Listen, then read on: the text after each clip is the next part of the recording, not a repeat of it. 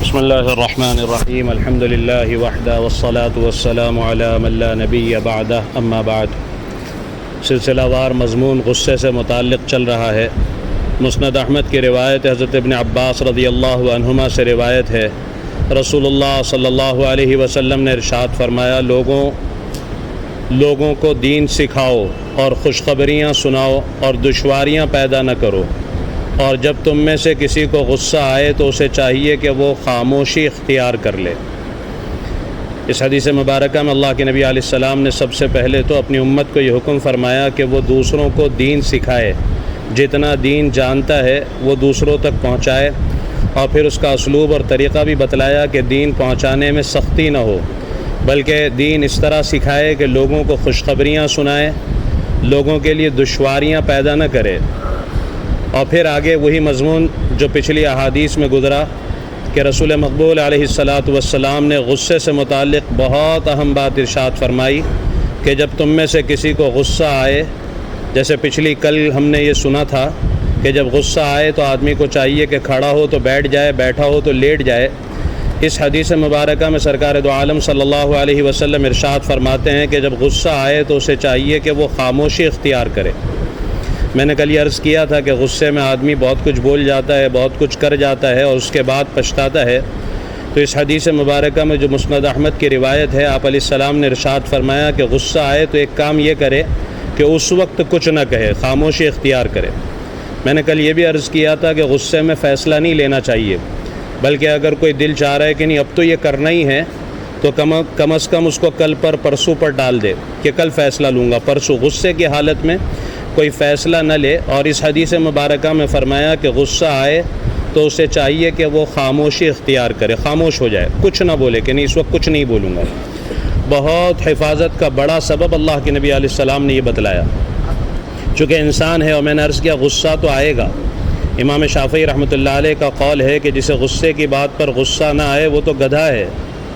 تو غصہ تو آئے گا، لیکن میں نے یہ بھی عرض کیا تھا کہ قرآن والکاظمین الغیظ کہتا ہے، یہ نہیں کہا جنہیں غصہ نہ آئے، بلکہ وہ لوگ جو غصے کو پی لیتے ہیں۔ اس لیے غصہ تو آئے گا، لیکن غصے میں کنٹرول اور اس کی شکلیں اللہ کے نبی علیہ السلام نے بتلائی۔ اس حدیث مبارکہ میں مسند احمد کی خاموش رہے اس وقت فرمایا۔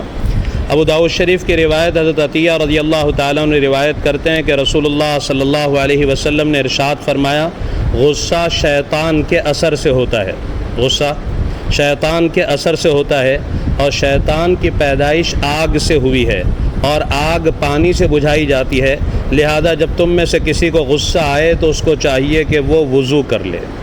کتنی باتیں ہوئی، کل ہم نے سنا کہ غصہ آئے تو اپنی حیت کو تبدیل کر لے، کھڑا ہو تو بیٹھ جائے، بیٹھا ہو تو لیٹ جائے، اور اوپر ہم نے سنا غصہ آئے تو خاموش رہے، چپ ہو جائے، کچھ نہ بولے۔ اور اس حدیث مبارکہ میں ابو داؤد شریف کی تیسری بات یہ بتائی، کتنی پیاری شریعت ہے کہ صرف یہ نہیں فرمایا غصے کو کنٹرول کر لو، بلکہ غصہ کیسے کنٹرول کیا جاتا ہے سرکار نے وہ بھی بتلایا۔ تو اس حدیث مبارکہ میں فرمایا کہ غصہ شیطان کے اثر کی وجہ سے ہوتا ہے، شیطان آگ سے بنا ہوا ہے اور آگ پانی سے بجھائی جاتی ہے، لہذا جب تم میں سے کسی کو غصہ آئے تو وہ وضو کر لے۔ تیسری چیز بتائی غصے سے حفاظت کی کہ آدمی فوراً جا کر وضو کر لے۔ مسند احمد کی روایت عبداللہ ابن عمر رضی اللہ عنہما روایت کرتے ہیں کہ رسول اللہ صلی اللہ علیہ وسلم نے ارشاد فرمایا، بندہ کسی چیز کا ایسا گھونٹ نہیں پیتا جو اللہ کے نزدیک غصے کا گھونٹ پینے سے بہتر ہو، جس کو وہ محض اللہ رب العزت کی رضا کے لیے پی جائے۔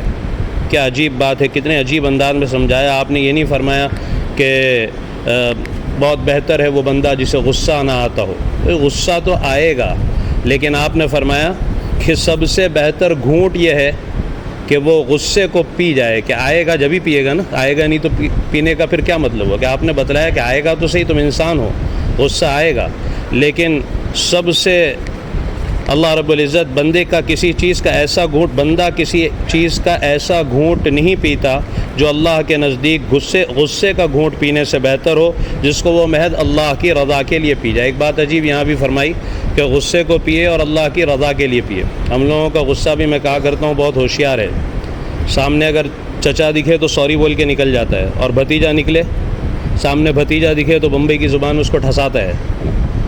تو یہ نہیں ہے بحث اللہ کی رضا کے لیے سامنے کمزور اور طاقتور کا مسئلہ نہیں ہو کہ میرے سامنے کمزور ہے یا طاقتور ہے، بلکہ اللہ کو راضی کرنے کے لیے ہم لوگ کمزوروں پر، میں اپنے لیے بھی کہہ رہا ہوں، دکان کے اسٹاف پر، ہاتھ گاڑی والے پر، سائیکل والے پر، سبزی والے پر، جو ٹھیلا لگا رہے راستے پر، ان پر اپنا غصہ دکھاتا ہے. ارے بھائی دکھانا ہے تو کسی جا کر، تو یہ نہیں، اللہ کی رضا کے لیے سامنے چاہے کمزور ہو یا طاقتور ہو آدمی اپنے غصے کو قابو کرے. ابو داؤد شریف کی روایت ہے، حضرت معاذ رضی اللہ عنہ سے روایت ہے، رسول اللہ صلی اللہ علیہ وسلم نے ارشاد فرمایا، جو شخص غصے کو پی جائے جبکہ اس میں غصے کے تقاضے کو پورا کرنے کی طاقت بھی ہو. دیکھو وہی بات آ گئی اس حدیث میں کہ غصے کو پی جائے جبکہ اس میں غصے کے تقاضے کو پورا کرنے کی طاقت بھی ہو، لیکن اس کے باوجود جس پر غصہ ہے اس کو کوئی سزا نہ دے، اللہ تبارک و تعالی قیامت کے دن ساری مخلوق کے سامنے اسے بلائیں گے اور اس کو اختیار دیں گے کہ جنت کی حوروں میں سے جس حور کا چاہے تو انتخاب کر لے. یہاں وہی بات فرمائی کہ غصہ بہت ہو اور اپنے غصے کو پورا کرنے کی طاقت رکھتا ہو. ایک تو یہ ہے کہ ہے ہی نہیں کچھ، وہ کتا لے کر بھاگ گیا تو وہ اپنے گاؤں کے اخیر تک بھاگا کتے کے پیچھے اس سے لینے کے لیے، وہ ہاتھ ہی نہیں لگا، بولے جا اللہ کے نام پر، اللہ کے نام پر. تو غصہ پورا کرنے کی طاقت ہی نہیں، میں نے معاف کر دیا. ارے بھائی غصہ پورا کرنے سامنے کمزور ہے اور پھر اس نے معاف کر دیا، تو یہ اجر و ثواب جس حدیث میں ابو داؤد شریف کی ذکر ہے یہ ملے گا کہ غصے کو پورا کرنے کی طاقت بھی رکھتا تھا لیکن اس کے باوجود اس نے کوئی بدلہ نہیں لیا، معاف کر دیا. تو یہ اللہ تبارک و تعالیٰ کی طرف سے قیامت کے دن اتنا بڑا. بحقی کی روایت ہے، انس بن مالک رضی اللہ عنہ روایت کرتے ہیں کہ رسول اللہ صلی اللہ علیہ وسلم نے ارشاد فرمایا، جو شخص اپنی زبان کو روکے رکھتا ہے اللہ تعالیٰ اس کے عیوب کو چھپاتے رہتے ہیں. جو شخص اپنے غصے کو روکتا ہے اللہ قیامت کے دن اس سے اپنے عذاب کو روک لیں گے. اور جو شخص اپنے گناہ پر شرمندہ ہوتا ہے اور اللہ سے معذرت کرتا ہے یعنی معافی مانگتا ہے، اللہ اس کے عذر کو قبول فرماتے ہیں. عجیب، ایک حدیث میں کتنی باتیں. سرکار نے فرمایا جو شخص زبان کو روکے رکھتا ہے اللہ اس کے عیوب کو چھپاتے ہیں. میں اکثر کہتا ہوں بمبئی والوں کی مینٹیلٹی بدل گئی. جو زیادہ بولتا ہے نا، ہم لوگ کہتے ہیں ارے خلیل بھائی کیا اسمارٹ ہے، دیکھو کیا بولتا ہے، کیا ٹاکنگ پاور ہے. اور جو خاموش رہتا ہے ہم بمبئی والے اس کو بولتے ہیں ارے ایک دم نرم پاؤں، ایک دم دودھ پاؤں ہے. یہ پتہ نہیں کہاں سے آیا. جو خاموش رہتا ہے یہ عقل مند ہے، جو زیادہ بولتا ہے بے وقوف ہے.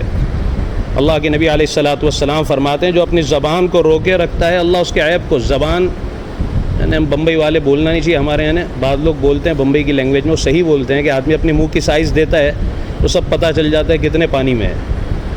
جتنا کم بولے گا اتنے اس کے عیب چھپیں گے، جتنا زیادہ بولے گا اتنے اس کے عیب ظاہر ہوں گے. اس لیے کم بولنا چاہیے، سوچ کر بولنا چاہیے. اور پھر فرمایا جو شخص اپنے غصے کو روکتا ہے، پھر دیکھو یہاں نہیں فرمایا غصہ نہیں آتا ہے، فرمایا غصے کو روکتا ہے، یعنی آتا تو ہے لیکن روکتا ہے. اللہ قیامت کے دن اس سے اپنے عذاب کو روکیں گے. کتنی بڑی بات ہے.